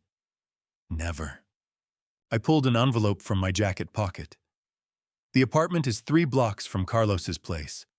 1 bedroom, fully furnished, rent paid for the first year. After that, we'll make sure you're taken care of. Carlos tried to speak, but I held up a hand. Your mother shared her last sandwich with a stranger. This is the least I can do. Rosa crossed the room and took my hands in hers. You were never a stranger, she said softly. Just a son who needed help like mine. I pulled her into a hug, this tiny woman who'd taught me more about family in one night than I'd learned in 59 years. When Rosa and Carlos left 20 minutes later, arms linked and talking in rapid Spanish, I stood at Gerald's window and watched them disappear into the afternoon crowd. One more thing to make right, Gerald said from behind me. I nodded. One more thing, the ending, the future. It was time to finish what I'd started. Thanksgiving dinner 1 month after the test ended. I sat at a small wooden table in Marcus and Claire's apartment, they hadn't moved yet, and realized this was the wealthiest I'd ever been. They'd insisted on hosting one last Thanksgiving here before moving to their new house. Marcus had cooked the turkey himself, Claire had made 3 different pies, and Lily had spent the afternoon decorating the table with construction paper turkeys and crayon drawings of our family. The apartment still felt too small for 4 adults and 1 energetic 3-year-old, but somehow it felt more spacious than any mansion I'd ever visited. At 6 o'clock, there was a knock at the door. Marcus opened it to reveal Ashley, and I almost didn't recognize my daughter. She wore simple jeans and a sweater, no designer labels, no expensive jewelry. Her hair was pulled back in a practical ponytail, and there were dark circles under her eyes. She looked exhausted. "No, you're late," Claire said, but her tone was gentle, not accusatory. "I'm sorry." Ashley stepped inside carrying a covered dish. My shift at the shelter ran long. There was a family that needed... She stopped herself. "I'm sorry. I should have left earlier. No excuses." Marcus took the dish from her hands. "What did you bring?" "Just a salad. I made it myself." She laughed self-consciously. "I'm still learning how to cook. It's probably not very good." Marcus lifted the cover and smiled. "It's perfect, Ash."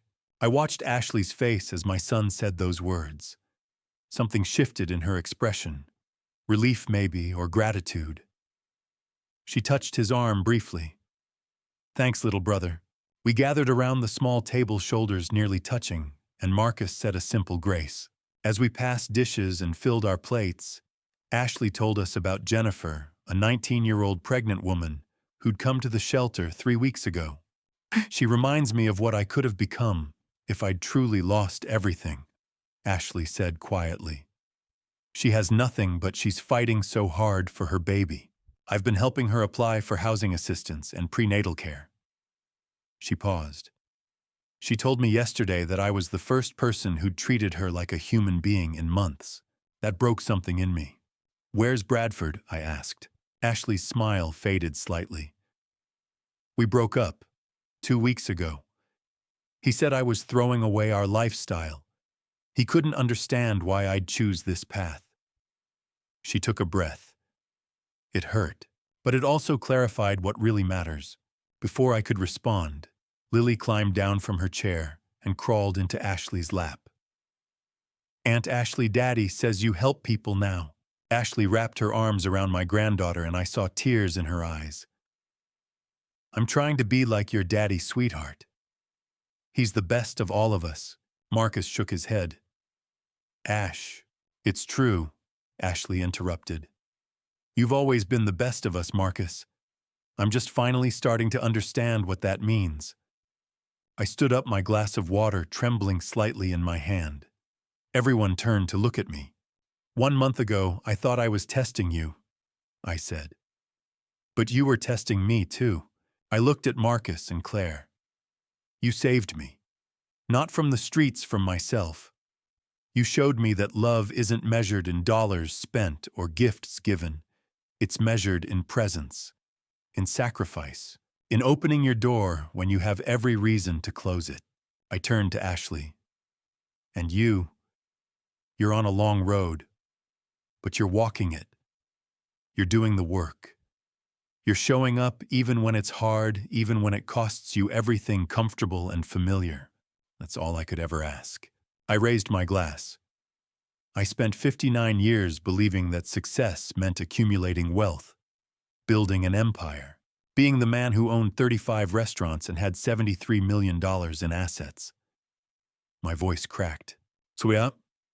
But 1 year ago on Thanksgiving, I ate dinner alone in one of those restaurants, surrounded by employees who were paid to serve me, not family who wanted to be with me. Tonight I'm in a 2-bedroom apartment eating turkey that's slightly dry and pies that are slightly burnt, and I've never been richer in my life." Marcus stood and pulled me into a hug.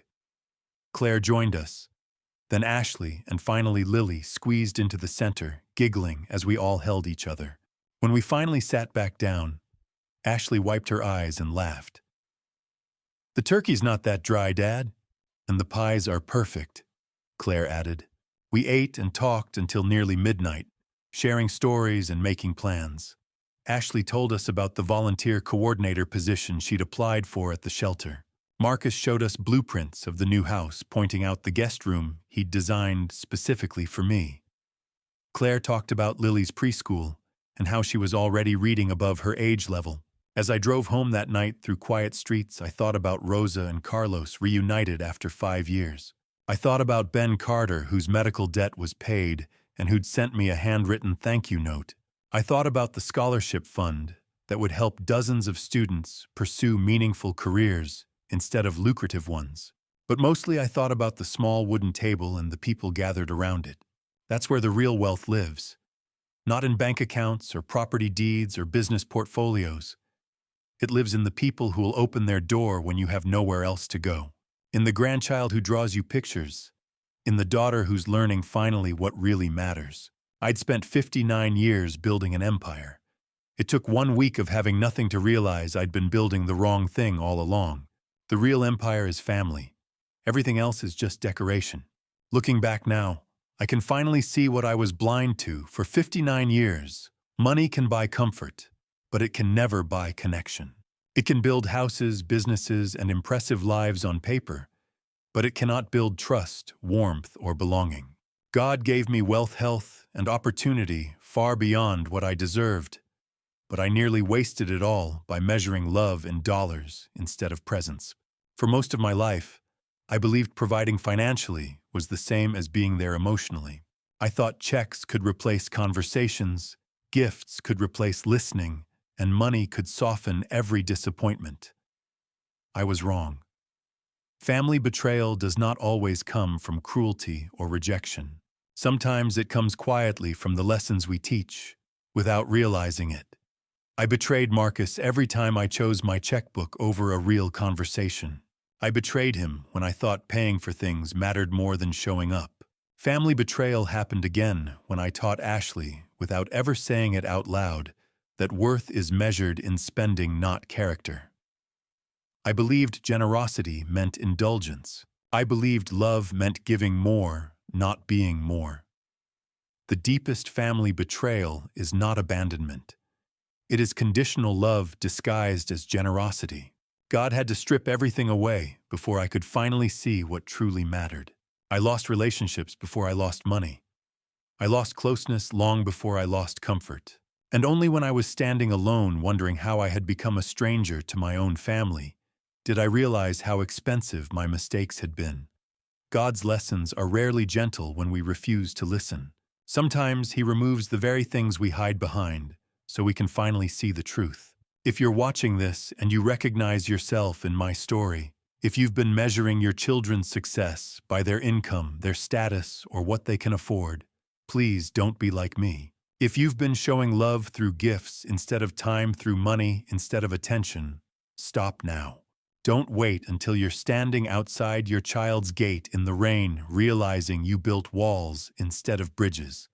God blessed me with a second chance, but not everyone receives one. These grandpa stories I share are not just entertainment. They are warnings wrapped in hope. Grandpa stories remind us that the greatest inheritance we leave behind isn't money. It's memory. It's presence. It's the feeling our children carry long after we're gone. The lessons in Grandpa stories are never about expensive gifts. They're about moments when we showed up, stayed quiet, listened, and chose love over convenience. Marcus taught me grace through his silence and patience. Ashley showed me that redemption is possible when we choose action over excuses. Claire and Lily reminded me that real wealth isn't counted in accounts or assets. It's counted in hugs, forgiveness, and the courage to change. God didn't restore my life by giving me back everything I lost. He restored it by showing me what was worth keeping. And that lesson is the greatest gift I will ever receive. If this story touched your heart, please leave a comment below and share your own experiences with family money and what wealth truly means to you. Subscribe to this channel for more stories that challenge us to live better, love deeper, and measure success by what truly matters. And if you know someone who needs to hear this message, share this video with them. It might change their life the way this journey changed mine. Thank you for staying with me until the end. Your time is precious, and I'm honored you spent it here. A gentle reminder: the stories on this channel blend real-life lessons with dramatized elements for educational purposes. If this message doesn't resonate with you, feel free to explore other videos that better suit your heart. We're here to inspire, not to impose. Marcus taught me grace through his quiet acceptance. Ashley showed me that redemption is possible when we choose action over excuses. Claire and Lily reminded me that real wealth is measured in hugs, not bank statements. If this story touched your heart, please leave a comment below sharing your own experiences with family money and what wealth really means to you. Subscribe to this channel for more stories that challenge us to live better, love deeper, and measure success by what truly matters. And if you know someone who needs to hear this message, share this video with them. It might change their life the way this journey changed mine. Thank you for staying with me until the end. Your time is precious, and I'm honored you spent it here. A gentle reminder: the stories on this channel blend real-life lessons with dramatized elements for educational purposes. If the content doesn't resonate with you, feel free to explore other videos that better suit your preferences. We're here to inspire, not to impose.